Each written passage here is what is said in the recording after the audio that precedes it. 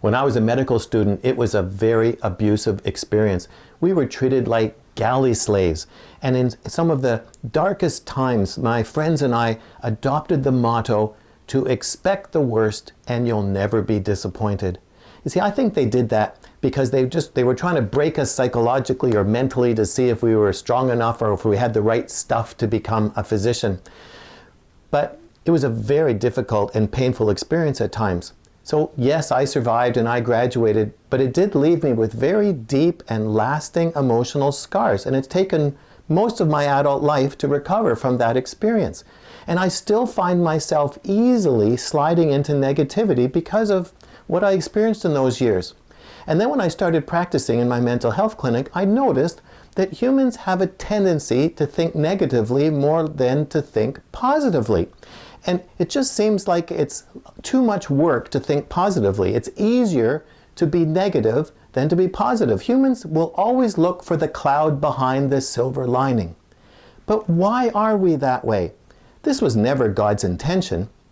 You see, when Adam was placed in the garden, he lived in perfection. He had no stresses. He lived at the tree of life. He lived in the presence of God, where God provided him with everything he needed, and he just lived a perfect life without threat or stress. But when he fell, he entered a whole new world where the threats were very real. There were threats from weather, from disease, from animals, and from other people. He had to learn how to protect himself, anticipate these threats, and to survive.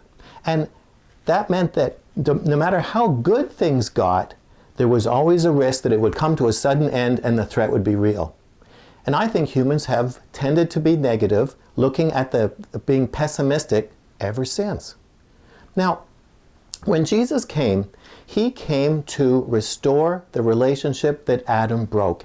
He came to bring us back to the tree of life, to bring us back into the presence of God, to restore our relationship with the Father.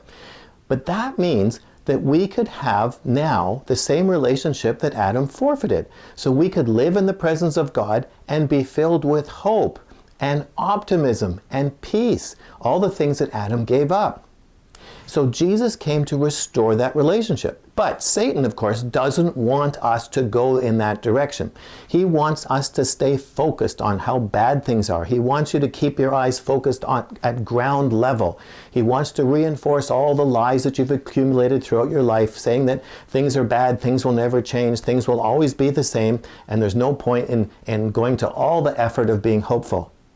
So that means if you want to change that thinking to the way God wants you to think, it's spiritual warfare, because you have to go against your natural tendencies and you have to go against the force of Satan wanting to pull you downward, earthward. So how do you do it? Well, recognize that whenever you feel hopeless and negative and pessimistic, it's because you're believing a lie. So the next time you feel that you're being drawn in that direction, you ask Jesus, what lie am I believing that's making me feel like that again?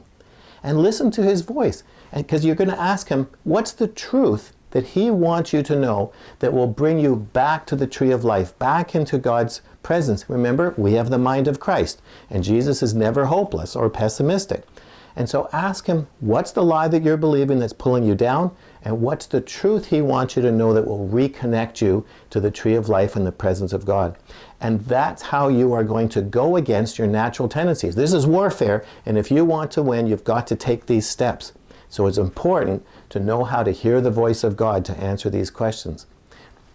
So the good news is Jesus is standing beside you right now, waiting to help you with this very important issue that affects most of us.